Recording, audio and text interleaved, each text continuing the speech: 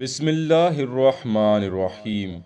برکہ بنت ثعلبہ المعروف حضرت سیدہ ام ایمن رضی اللہ تعالی عنہا مولات النبی یعنی سرور دو عالم حضرت محمد صلی اللہ علیہ وآلہ وسلم کی باندی تھیں۔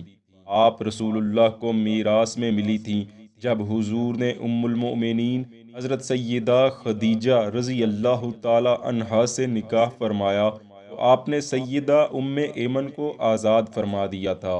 رہائی کے بعد سیدہ ام ایمن نے عبید بن زید حارثہ سے نکاح کر لیا، جن سے آپ کے بیٹے سیدنا ایمن رضی اللہ عنہ پیدا ہوئے۔ آپ اوائل اسلام میں ہی ایمان لے آئی تھیں۔ جب رسول اللہ صلی اللہ علیہ وسلم کی عمر مبارک 6 برس ہوئی تو آپ کی والدہ ماجدہ حضرت سیدہ آمنہ رضی اللہ عنہا نے ننیال بنو نجار سے ملاقات کے لیے مدینہ منورہ کا سفر اختیار فرمایا، جو کہ آپ کے لیے سفر آخرت ثابت ہوا۔ اس سفر میں آپ صلی اللہ علیہ وآلہ وسلم کے علاوہ آپ کی والدہ کی کنیز برکہ بنت ثعلبہ یعنی حضرت ام ایمن بھی ہمراہ تھیں۔ مدینہ منورہ سے واپس لوٹتے ہوئے جب یہ قافلہ ابواء کے مقام پر پہنچا تو حضور کی والدہ ماجدہ کی طبیعت اچانک خراب ہو گئی اور تھوڑی ہی دیر میں آپ داعیے اجل کو لبیک کہہ گئیں۔ انہیں وہیں دفن کر دیا گیا اور حضرت ام ایمن نے حضور کو اپنی گود میں لے لیا، آپ کو دلاسا دیا اور ماں کا خلا پر کرنے کی مقدور بھر کوشش کی۔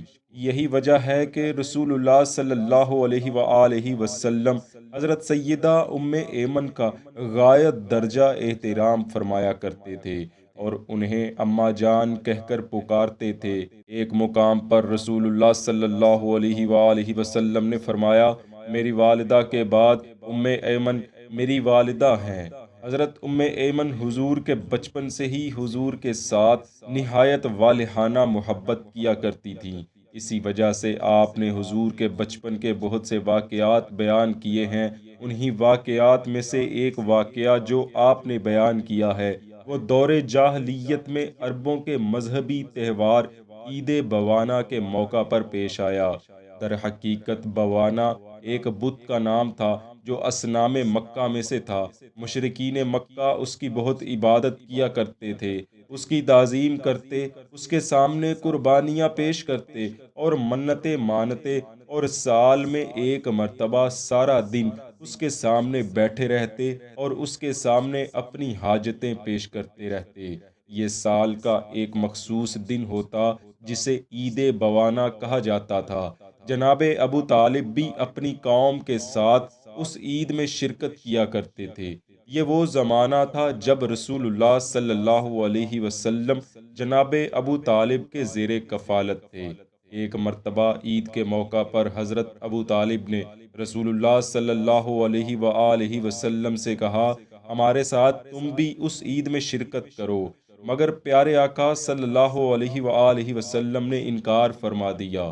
اس پر جناب ابو طالب اور آپ صلی اللہ علیہ وسلم کی پھوپھیاں بہت ناراض ہوئیں اور کہنے لگیں، اے محمد، تم جو ہمارے خداؤں سے اتنا دور بھاگتے ہو، ہمیں خوف ہے کہ تم کسی مصیبت میں نہ پھنس جاؤ، اور کیا بات ہے کہ تم اپنی قوم کے ساتھ کسی بھی تہوار میں شریک نہیں ہوتے اور نہ ان کی رونق و جمعیت میں اضافہ کرتے ہو۔ ان باتوں سے آخر تمہارا کیا مطلب ہے؟ حضرت ام ایمن بیان کرتی ہیں، جب ان لوگوں کا اصرار حد سے تجاوز کر گیا اور معاملات بگڑنے لگے تو رسول خدا صلی اللہ علیہ وآلہ وسلم دل پر پتھر رکھ کر ان کے ساتھ عید پر جانے کے لیے تیار ہو گئے۔ بس آپ ان کے ساتھ روانہ ہو گئے اور جب واپس لوٹے تو آپ انتہائی خوف زدہ تھے۔ آپ کی پھوپھیوں نے پوچھا، اے محمد، تمہیں کیا ہو گیا ہے؟ آپ نے فرمایا، مجھے ایسا معلوم ہوتا ہے کہ مجھ پر کسی جن کا سایہ پڑ گیا ہے۔ آپ کی پھوپھیوں نے کہا، نہیں نہیں، کبھی بھی ایسا نہیں ہو سکتا کہ تم پر کوئی جن مسلط ہو، کیونکہ تم تو بڑے خوش اتوار ہو۔ اچھا یہ بتاؤ تم نے وہاں کیا دیکھا؟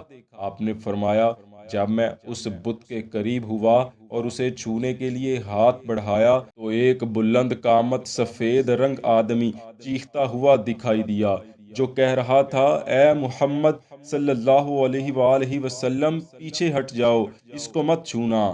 بس میں وہاں سے فوراً پیچھے ہٹ گیا۔